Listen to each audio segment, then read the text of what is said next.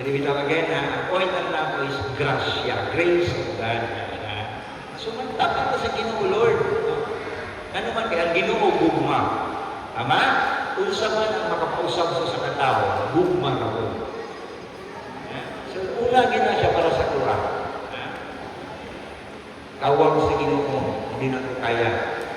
Okay, number 2, sa itong buhaton, live by example. Walang gingon ganina. Mag-away gani sa balay. Kung saan man ang kosa una, maglali sa kong mama papa. Magalumon siya. Kwarta. Ay, nangako, nag-istorya ko, financial wellness sa kakampany.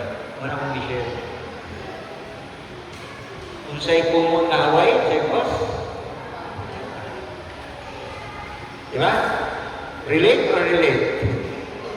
Nangako na ito, so siya itong ginatudlog sa mga bata. Ang kwarta di ay importante kayo. Di man daw kang sulit ang kwarta. Pero dapat, the lack of money is the root cause of all evil. Tama? Ang gugma sa kwarta. Kinatawag ng kwarta kaya mahadlok man ka ni Jonah. Kailan mo Jonah? Kailan Jonah ba? Jonah. Ya, Judith. Kailan mo Judith? O, Judith na ba? Bayaran na. O, sumuli mga pangalan na itong ikahadlukan. Tama? Muna nga manikamot, yuda. Yung ato mga bata, raba, kay gili na ka-study kung gili sa coffee shop. No? Ano mang ginap-gingan ako ng anak? Ano mang ginap na dili ma-absorb na kung walay Starbucks? Tama ba, Gili? Banding, grabe, expensive na tayo. Kaya nga yan, mga financial expensive na rin mga bata ka, no?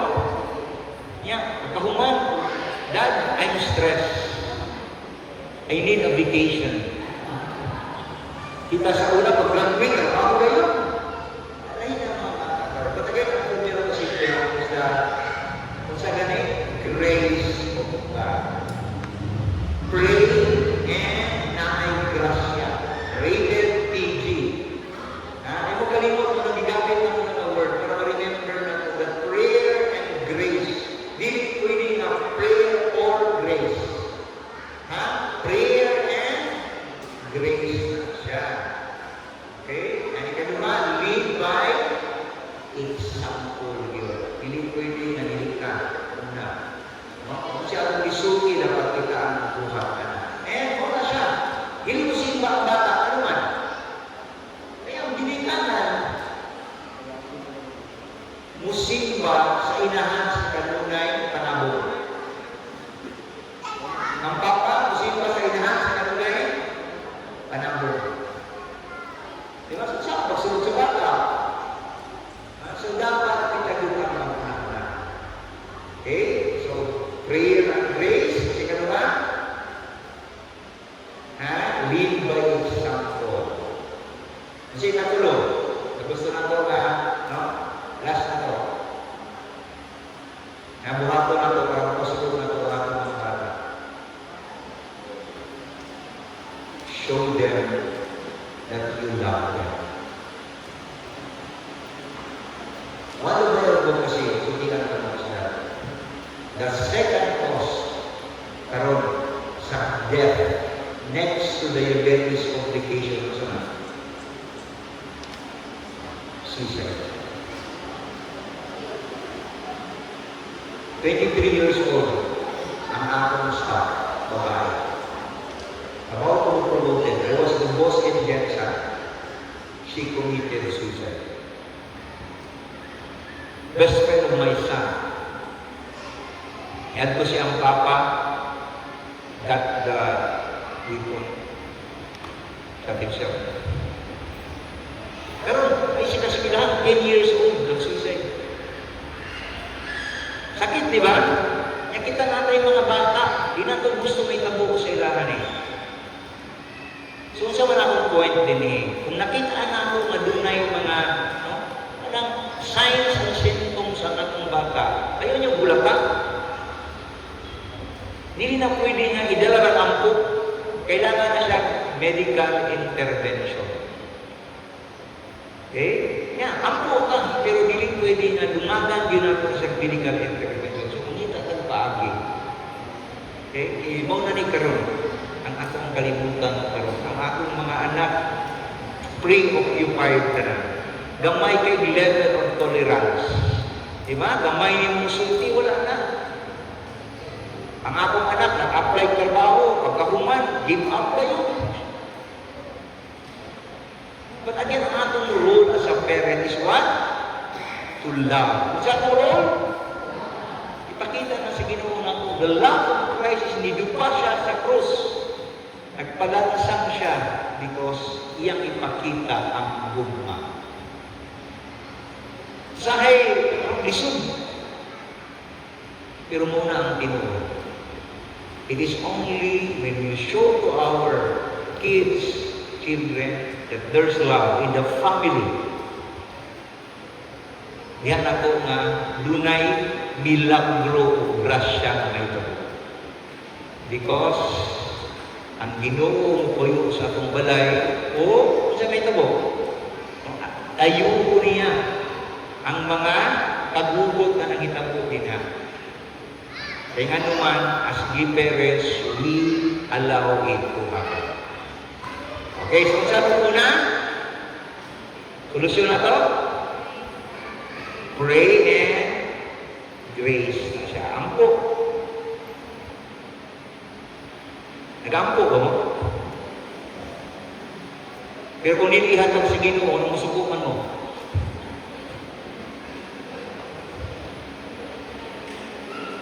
Parihan ka. Tingana kung ko sa una. Pero you know what? When your prayers are not answered because God knows what is the best for you. Kabalo siya, kung ihatag niya sa imo nga, mapalayo lang kasayahan. That's why wala sa niya ihatag. Wait, yan ang ihatag sa imo kung ready ka na. Okay? And ikaduhang sa ganito, lead by example yun siya. Ihimplo yun ni karon. Just like Jesus Christ, wala man siya ningon na luwason ka mo, but example, He died on the cross to show us an example. Okay? Ang sige katulog? Love. Kung saan man siya, ganyan ka ng anak, kira mo kung saan siya? Heart. Saan man yung heart? So man mo ni ang heart, love na to sa atong mga friend. Okay? Kini, karang manana ka rin, dako mga heart. Kila, manana mo, kanang tapad ni mo, dako mga heart. Dako mga heart, dako mga heart. Na, ito, sige. Pag. Di ba?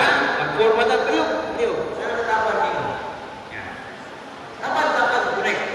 Tapad. Di ba naman yung heart? Na, ay, kumaga. Okay, kasi dapat na ang love of community.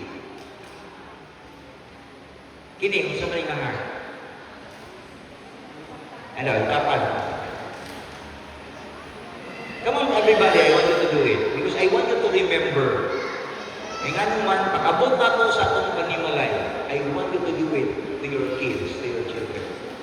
Because this is the love for our children.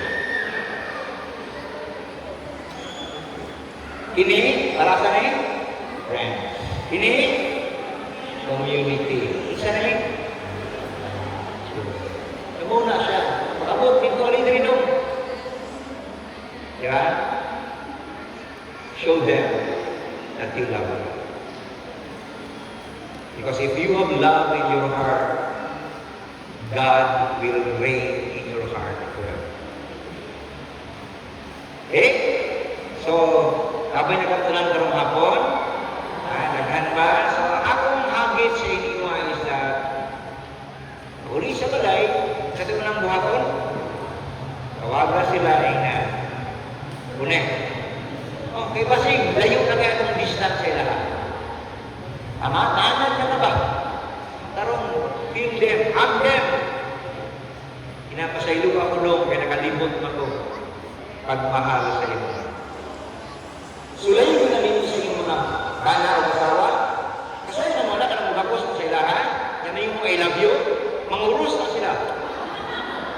Kaya happy na matapos sa kalibutan.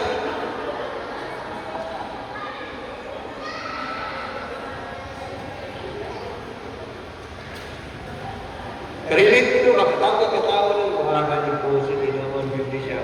Hindi bitawan. Kaya kung gusto ko sa inyo, atong ipag-feel sa ilaha. Nga love na ko sila. Okay? Imagine, nga na ang tanan.